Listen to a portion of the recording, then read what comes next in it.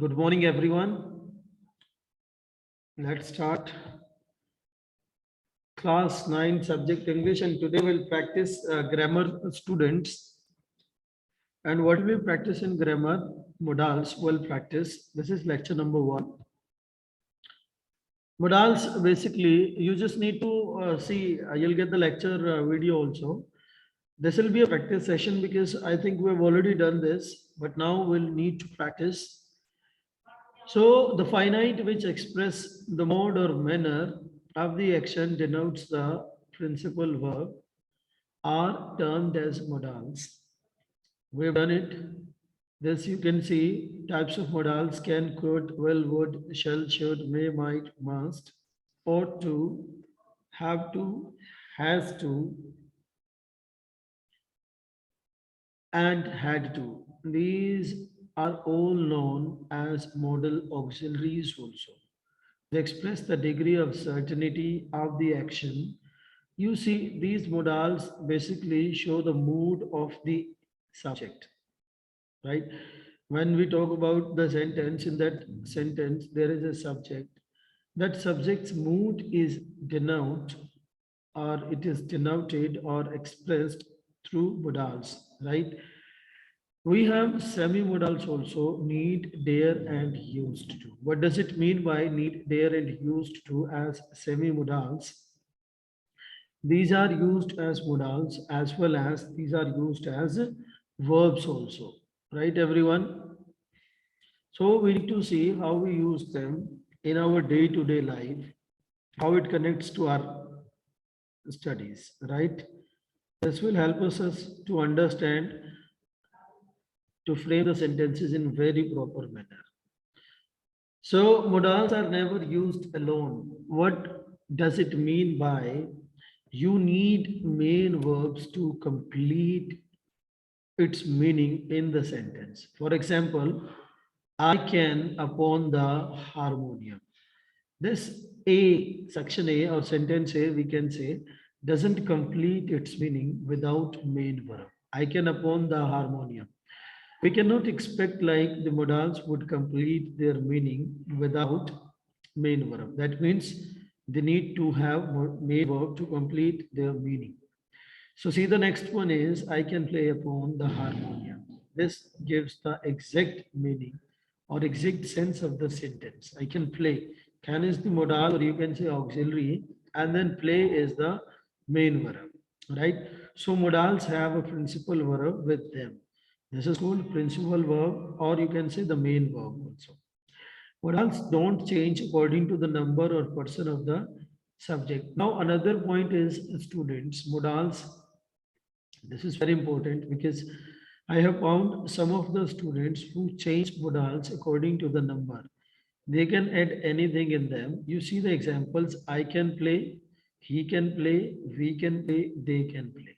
So see, the subjects have been changed and their number also: first person, second person, third person, and singular and plural, right? These are changed, but the modal or the modal auxiliary like can, that's not changed. That means these don't change according to the number or person of the subject.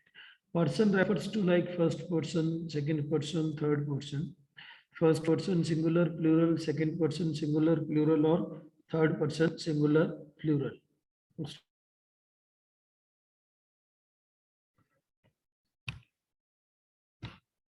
Right. So we were talking about modals. Some of the students have been found making mistakes like they they can change the formation of this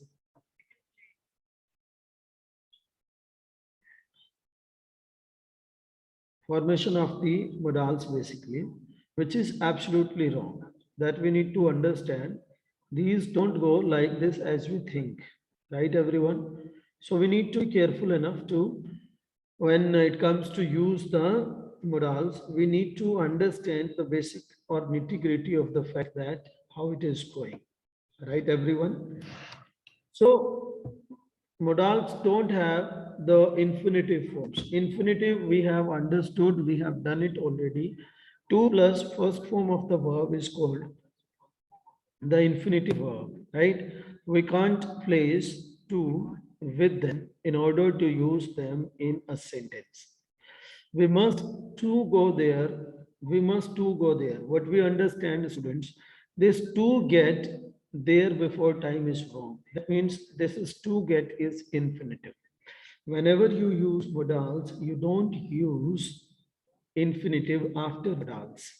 So you will use straight away the principal verb or main verb, that's get. We must get there before time, right? So this is the correct sentence. So when you're putting infinitive or in the exam, you can get the error written by the examiner with infinitive, then you need to correct the sentence. Once you correct the sentence, you'll get it approx correct. Right, everyone? So let's go to the next slide. What we see there. Now we'll see the functions of modals, students. Functions of modals deals like to show when you use will. Will can be used as a main verb also. When you deal with the tenses, there it is used as main verb for the future tense. But will or shall, these work for the as modals also. So when you use will as modal, what will be the uses or functions of it? To show promise, intention, willingness, determination with the first person I and we. Will is used with I and we when you show promise, when you are going to promise or you are promising something, or like your intention, willing, determination with the first person basically, right? That we need to understand what it is basically. So I will give you a gift of your choice. This is a promise, gift of your choice gives the sense of the promise. I will give you a gift of your choice. This is a promise. So instead of shall, we are using here will. So when you use will instead of shall, there you follow these terms promise, intention, willingness, determination with the first person. We will help you. Help you refers to like willingness.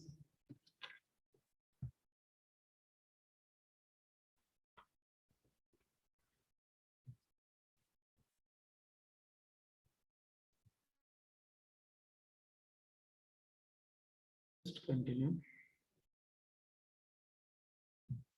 Okay, let's see. I will change the system of our organization. This is determination. I will. So what we need to understand, students, we need to understand when we are going to put will with I, certain terms will be followed to express a request, invitation, insistence, assumption, characteristic, or habit. Now, is you another we have got. Will you please help me? This is a request. Will you please help me? Guys, she will be in the school during hours, assumption. Or this, you can understand the characteristics. The lion will usually kill other animals. These are characteristics or habits, we call it. So what we understand with these terms, like whenever we follow these terms, we use will with certain subjects. Then negative forms of will, this is quite easy, understandable, though we need to see the functions of it. Rest you will read it yourselves. Like I will not spend my pocket money, not is used after will, working as Vidal here. Now let's go to would. Would is the past form of will, students. Would will be the past form of will. It expresses the past form of will. How it is, it expresses, you see, he informed me that he would dance at my marriage function. It means like he informed me. He informed means the verb of the past expresses like the sentence is going in the past that he would. Would here is the past form of will. If you wanted, if the sentence states from very beginning the present, We can talk. Otherwise, it'll be would. He informed me that he would dance at my marriage function. At my marriage function, it would. The problem was how he would reach there. The problem was how he would reach there. Problem was, again, we understand like the sentence has started from was, and this would get us like the problem was how he would reach there, right? So this would is referring the past form. Despite being in the past, when we talk about future, there we use would instead of will, right? To express past habit. He would drink a cup of coffee in the morning. He would drink a cup of coffee in the morning. So when you talk about past habit, there we have got two, three forms like you can use would or you can use used to also with the past habit or straight away in the simple past tense also you can express past habit straight away. But would is also there to express past habit. That's why we have used it here. He would drink a cup of coffee in the morning. A cup of coffee, this refers like my father would get up early in the morning, right? You got it? My father would get up means father used to get up early in the morning in the past. It talks about past habit, right? For request now, would you please give me your bike? Would you please give me your bike? Would you? When you request something to someone, there you can use would. This expresses your willingness of requesting. Would you like to spend this evening with me? That means you are putting a request or you're requesting someone to just be consented with you so that you can go or you can see how it is. See, students, these uses or functions of modals are used in our grammatical skills also. See, suppose when we read the text, and there you would get there, would will be there when you're requesting. You will see in the text, the characters are having in the mode of the request, you will find their would. This is what I'm trying to connect with the text we read or day-to-day communication we just take. Whenever you are communicating with anyone, this takes place there. So you should not make any sort of mistakes over there. You need to understand it from the very basic, right, everyone? So these uses are very important. Whenever you make a request, and if you want to be very polite, would gives the request sense of very politeness. When you are very polite, you will use their would. For example, it is she, would you like to spend this evening with me? Here, it shows like you're very polite. And even though you're requesting also, right? For requesting. Now, the next point is to express wish. Again, when you express wish, wishing, I taught you people the sentence is optative sentence. In optative sentence, we studied, we have two types of sentences in optative sentence. First one is your wish, and second one is your imagination. When you talk about your imagination, then it goes, imagining is there completely. Imagination is there, then you are talking about imagination. There you use would with imagination as well as with wish, right? How it is going. I wish she would be healthy. Wish is there, and would is referring, it's according to your wish. That's why you are using their wish. I wish she would be healthy over there.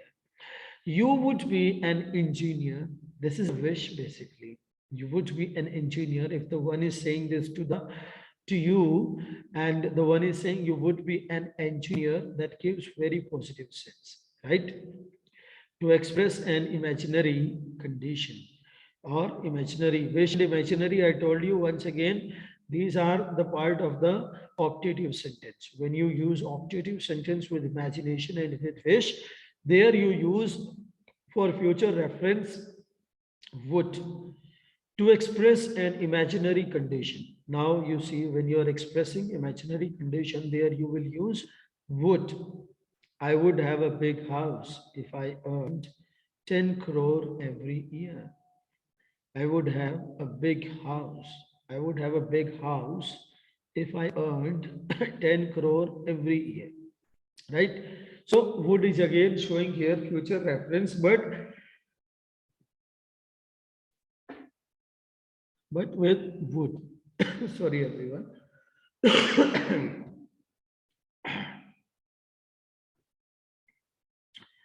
The next one, negative forms of would. Would not and wouldn't. We use it. Gradually, this will go. So you just need to take a screenshot if you want to take a screenshot of it because video might not be shared with you people because this is in the very low quality here. Negative form of would, you have heard would not and wouldn't. She would not get up early in the morning, right? Let's go to the next. Now the next we have with us shall. Shall, the function of shall is to ask for suggestion, request, advise with the first person, I, we, in the interrogative. Shall we start the class? This is advice. Shall we start the class? It is advice basically. Shall I have a cup of coffee from your shop? Shall I have a cup of coffee from your shop? This is suggest a request basically. Shall we open a new shop? This is a suggestion. Right, everyone? It talks about suggestion. Shall we? Shall we open a new shop? It's a suggestion. So we just need to understand the nitty gritty of the fact. In the second and third person to indicate threat, when you use shall with second person, that's you, and third person, he, she, it. There you follow these indications like threat, warning, command, promise, assurance, and determination. If you sit with bad boys, you shall be punished. This is a threat. Now you see, you shall be punished.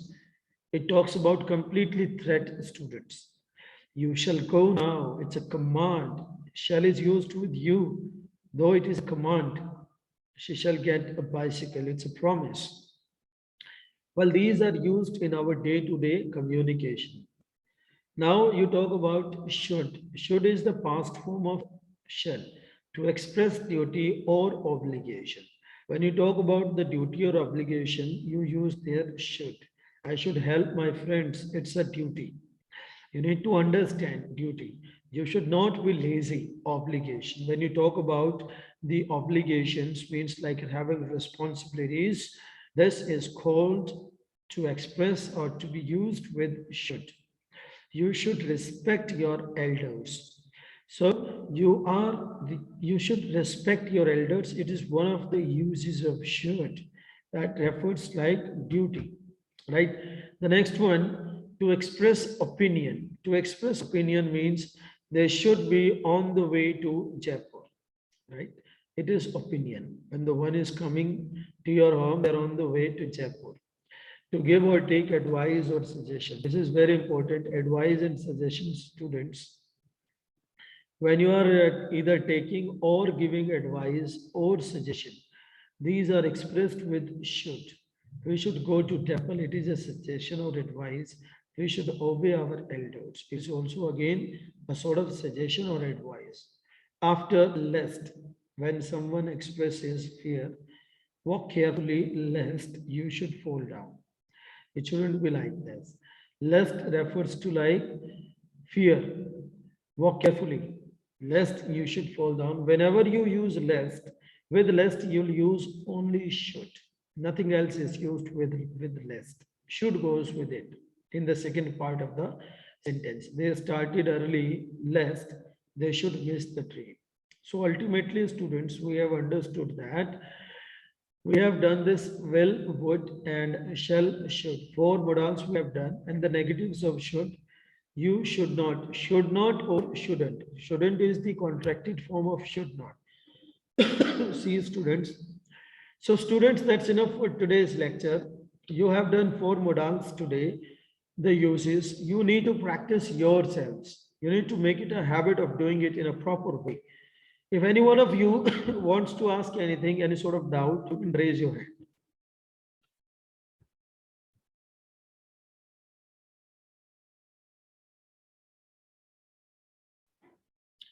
because it's quite easy. No one wants to ask question. Then thank you very much for joining the class.